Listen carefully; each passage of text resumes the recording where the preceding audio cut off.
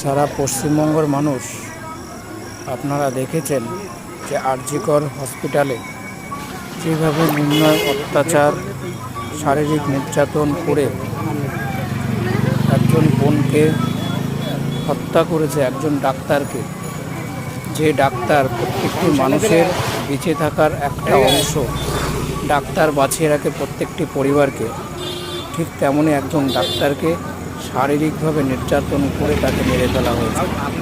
তারই প্রতিবাদে আজকে পশ্চিমবঙ্গের বিভিন্ন জায়গায় মানুষ পথে নেমেছে, মা ও বোনেরা পথে নেমেছে, সবাই রাত দখল করছে, তারা বিচার চায়।